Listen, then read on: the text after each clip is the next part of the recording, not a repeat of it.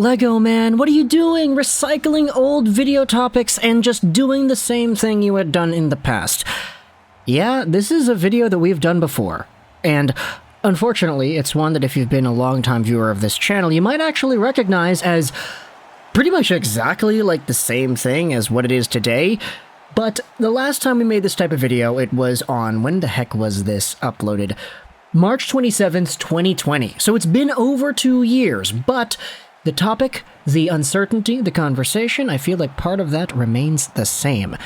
2 years ago, we made a video titled, What's Next for Jesse Puljujarvi? He just tore up the Liga 2020 Edmonton Oilers NHL trade rumors. Now, of course, today we're talking about Jesse Puljujarvi, Edmonton Oilers forward, and a relatively young guy who is in a pretty interesting spot. However, 2 years ago, we made a video talking about his entire development path up to that point, because back in 2020, Puljujarvi was in a pretty interesting spot as well. He had just wrapped up a season in the Finnish Liga for the Karpat team after leaving the Edmonton Oilers and abandoning the team because he was not happy with the way his role was shaping up on that squad. He tore up the Liga, getting under a point per game, and eventually made his way back over to the NHL's Edmonton Oilers after no team went out there and actually made a trade. Today, we have ourselves a different story on Puljujarvi, one that has a lot more patience attached to it, and one that I feel has a lot more fan sentiment behind it as well. A few years ago, we made our video talking about Puljujarvi and the idea of him potentially coming back, maybe going to another team, whatever. There are a few fans of the Oilers in the comment section of that video saying things like, hey, Puljujarvi has skill, he's a big dude, he is this, he is that, but he just doesn't have the hockey sense. He's just not smart enough to make it work. He's just not good enough to be a bona fide top six forward with the Oilers. Now, you take a look at the conversations about Puljujarvi and things feel a little bit different. Before we dive into the performance, let's go over the profile here. Jesse Puljujarvi is 24 years old, 6'4", 201 as a right-handed forward, signed till the end of 2023 at $3 million a season. This contract was signed a few days ago, and there was a lot of uncertainty as to whether or not he actually would sign a contract because he was an RFA. There was an entire conversation saying, hey, maybe they're going to go to arbitration. Maybe Puljujarvi wants a lot more money than he's actually worth. Maybe he wants to be paid like a top six forward on this team, even though he's not really a top six forward. He's just a guy that goes out there and does a lot of good things, but not enough good things, I feel, to justify that sort of price tag that a top six forward could demand. He is 24 though, so he does have a lot more room to develop and grow. However, we've been saying the same thing since 2016 when this guy was drafted. Speaking of which, he was taken 4th overall in the 2016 draft, despite the fact that fans, media, scouts alike all said that he should have gone 3rd. This is because the Columbus Blue Jackets reached on Pierre-Luc Dubois in a move that I don't really think was a reach, but at the time it was kind of seen as a reach because, oh my gosh, how could you pass on Puljujarvi at 3rd overall? The Oilers at that point had won so many 1st overall picks that a lot of people, myself included, were kind of frustrated when they had Puljujarvi fall into their lap because, hey, this guy was supposed to be a top 3 caliber player in the same tier as Laine and Matthews potentially. Lo and behold, though, that conversation didn't really hold up, as Puljujarvi never had the same level of success as either of those two picks, Laine or Matthews, did.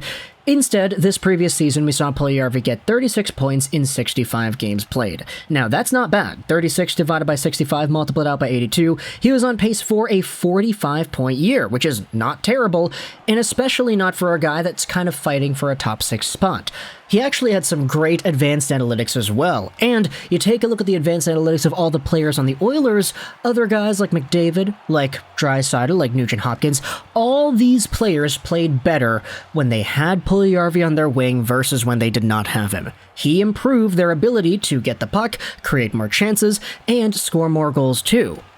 It's just, in the playoffs, Puljujarvi's production didn't really keep up with that sort of stat line. He had 3 points in 16 games played.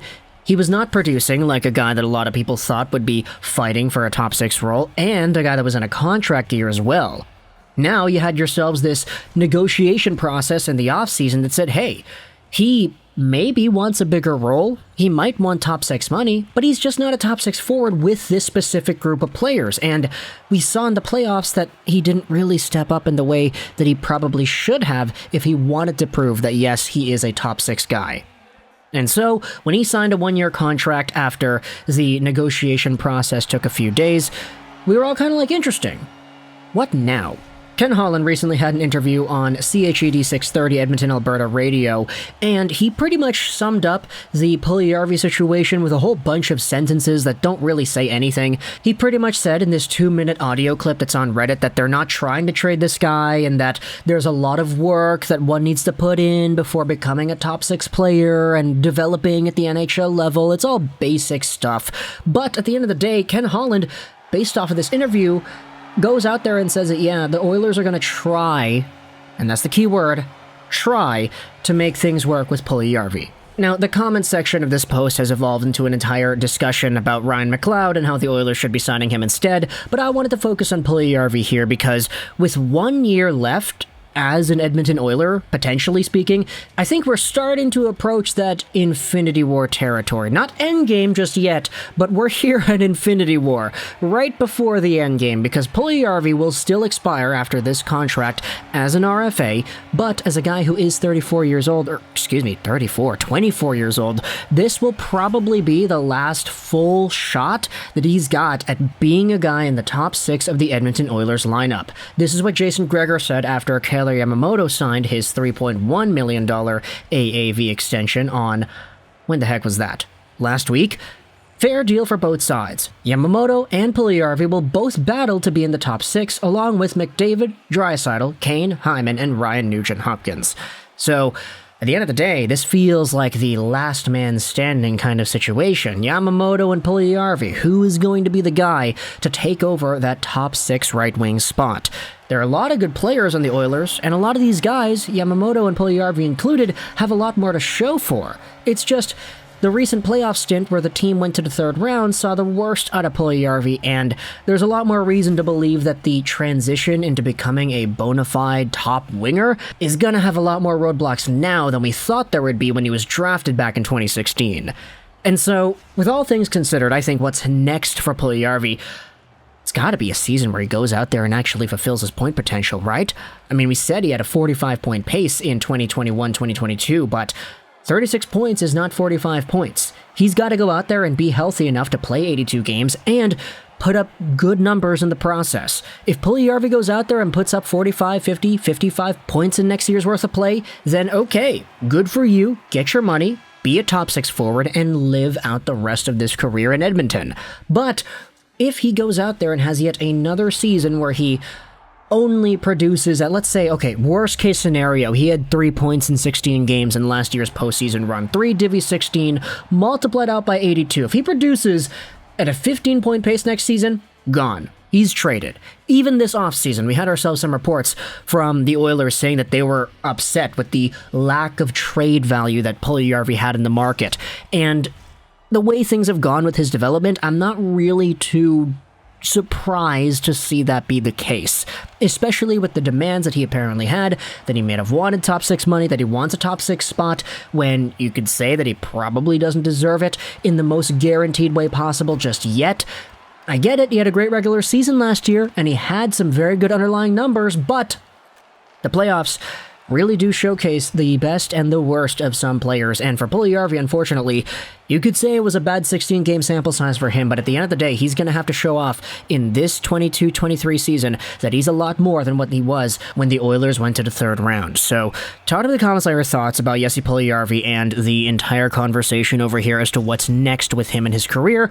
We might make another video in a year or so talking about what happened, because we did the same thing with Puljujarvi last time. I mean, this What's Next for Puljujarvi video was a pretty good one. It got 10,000 views, so I'm very happy to see the Oilers fans collaborating and tuning into that video. It's kind of funny to see the conversations popping up on these videos a few years after they happened, because a lot of people are like, yeah, he has the tools, he has the size, but he just doesn't have the hockey sense, and now it's like, oh, he has the hockey sense, but he doesn't have the finishing ability.